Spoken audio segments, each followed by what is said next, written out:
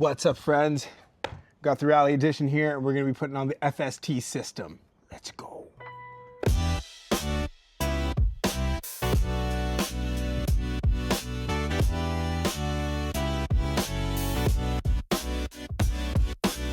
We're gonna be putting on the FST system on this OneWheel. I have not done it before, so we're gonna be kind of learning it as we go along, but I'm very thankful the people of OneWheel have gifted the FST system to me, and I'm so thankful. So thank you so much, Adam. Pull everything out. We got foot pad number 1, number 2, the blocks, hardware, the special OneWheel wrench, and now we're gonna get to it. I have not done this before. It's probably just easier watching this tutorial, but at least you're gonna get a more honest review on how this whole process is. So let's check it out. All right, so the first 2 things you're gonna need: star key, like an Allen key, and your foot pad wrench. This comes with the kit. Then from there, we're going to start removing this guy here. And I'm just gonna pop this off. Wow, this is super dirty. I should definitely give this a clean while I'm at it too. What we're gonna be doing first is removing the fender. This guy right here, 4 screws, 1, 2, 3, 4. Yeah, I gotta clean these bad boys up real nice. All right, so what we gotta do now is remove the front bumper, which is this guy right here. Same star key, Allen key, and remove this guy. There should be 1, 2, 3, 4. So next step, here we just slide this off. They say to avoid grabbing it by the handle, so just gonna take this, push it forward, looking good, and just like that. Hardware looks like this inside. I like it. Oh, and also, one thing I forgot to say, but it should be common knowledge, make sure it's powered off when you're doing this. Next thing we're gonna be removing are the 2 screws that are attaching the foot pad to the rails. After those 2 are done, I'm gonna flip the board back over and take out these 2 screws that are on the top of the rails. So now, with those 2 screws removed, mentioned to just lift the foot pad up and lean it up against the tire. We don't want to put too much strain on the cable. Wow, I'm actually going to give this a little wipe down too. Shoot dirty. I know it's not IP rated. The baby needs to get cleaned, eh? All right, so I'm going to bring it a little closer. So here it seems like we have the main battery power supply for the motor, I would assume. And then this one right here is for the foot pad connection. So told to get foot pad wrench, turn this counterclockwise to loosen it, and disconnect this from this. So yeah, let's do that. Definitely a very tight fit. Not very much room to unscrew, but it's still super nice design. Also, I'm an idiot. Way easier to do from the bottom. Holy smokes. Damn. All right.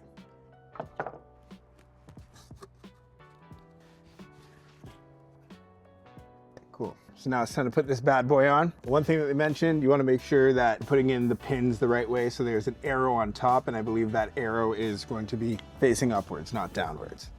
I gotta just grab this to maneuver a little bit. I did find the cable a little tight when it was leaning up against the wheel, so you may have to maneuver it to your liking. Huh. Wow. So, I'm a little bit of an idiot. Thought that you had to just keep screwing it down, but it's just a locking mechanism. You turn it and it locks in, but there is a nut on the other side and there is a thread there, so, all right, that was a waste of 5 minutes. So now what we're gonna do is screw this in at the top, flip it upside down, that same front bumper, slide it right back in. Bam. I think we're all connected. So now the moment of truth. I'm gonna power this on to see if the sensor is activated. Light turns on. Oh, we are engaged. That's a good sign. All right, I think it works. Back bumper time now. Sweet, just like that, pops right off. Dirty.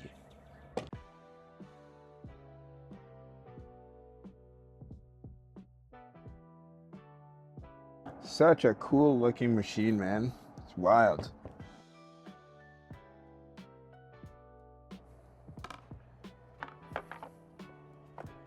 Pop that on.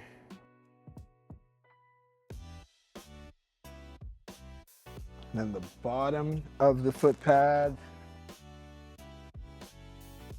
I think what's last is this guy, but we're gonna clean this up a little bit. Nice and clean. Why are you being such a pest? Yeah. Now, just to put on the fender guards, I think that's what they're called. These little guys, I'm gonna clean them up first. I would say it probably took me about 35 minutes, so not too bad. But yeah, let's get the rest of this cleaned up and let's get riding. I think it looks like I wiped my arse. Wee-you! Gotta say, for the first time doing it and not really doing any research before shooting this video and trying to put this together, wasn't too bad. Pretty straightforward, very easy.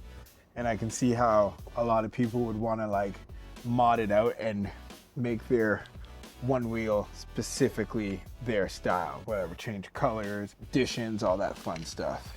So now time to put on the blocks. I'm a regular rider, so I'm gonna put the bigger base at like the side of my left foot here, and then the smaller one where the toe is. I think that's how I'm gonna do it, and then I'm probably gonna mess around and find better ways to do it, but let's just start there first.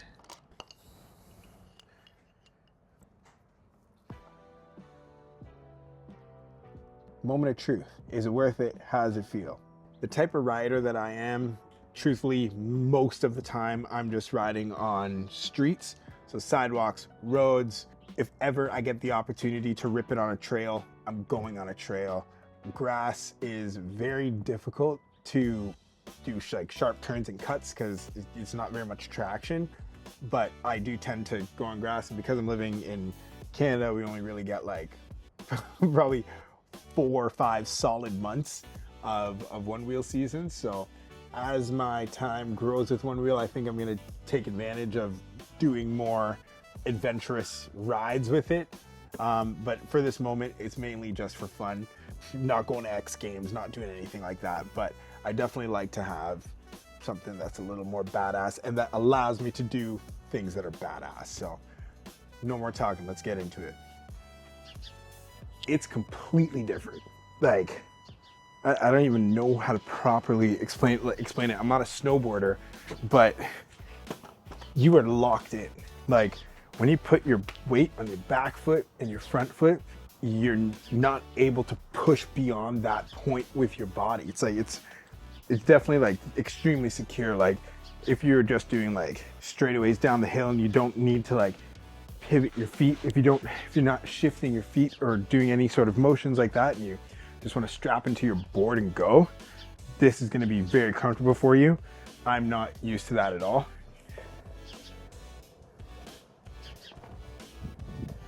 Yeah, like it feels good. Oh, that's tight. And it's super secure. I think I just need to take it around the block because I just did a couple laps in the backyard, which is not much of anything. I'm gonna take it out and then I'm gonna let you know because it's a completely different feel.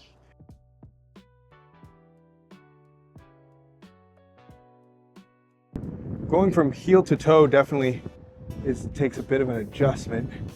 I may have to just change the settings on the app. Now we're gonna give like see what it feels like going off of curbs. I find ourselves a nice juicy curb.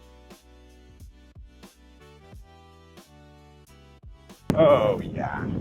I tend to bounce off of curbs pretty often whenever I'm riding just because it's fun. It adds a little adrenaline rush to my simple ride. Having the FST system on and bouncing off of a curb, you're locked in. You're like on a snowboard. Let's try it again. Oh yeah. One thing I was finding whenever I would jump off curbs is when I would land, I can't keep my speed and my momentum going forward. I always had to like slow down, like readjust. But now that like your feet are planted, it's like jump off the curb and you're ready to go. Like, yeah, high speed chicks are good.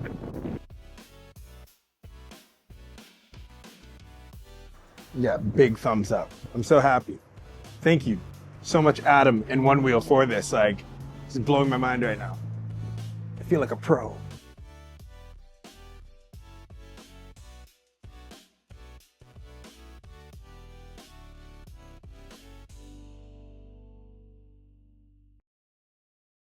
My review on the FST system, I really felt like an improvement with being on unstable grounds. So if you're on grass or gravel, hopping off of curbs, your feet are just pushed up against these walls and they really don't shift like from toe to heel. It's more like you shift that way or you twist a little bit. That does not happen with the FST system, and I'm pretty pumped to continue riding with it. At first it felt like very different, and I was like, ooh, I don't know if I'm gonna like this, but I would say build your confidence up a little bit more. I wanted to try going downstairs, but I'm not doing that on my first 5 minutes of having this. But it is very cool. I don't think it will, who knows, I didn't try, but going onto a curb, like from ground level to bumping up on a curb, I haven't tried that. I tried it without the FST system and I ate it, so I try not to do things when I hurt myself over and over again. But Adam, OneWheel, you guys are awesome. This is such an amazing addition to already such a badass device. So should you get the FST system if you have a GT series board? Truthfully, it's maybe. If you're like me and you want to keep improving with your OneWheel riding and you like taking it on different terrains, you like going in the grass, you like going through trails, 100%. I see this being a benefit for you. It does take some getting used to, and yeah, it's a little bit on the steeper price tag, but definitely get comfortable with what you have. And then when you're ready to level up, I would say that the FST system 100% levels you up. Thank you for watching. Thank you guys. Appreciate it. Very stoked to have this. Thank you again.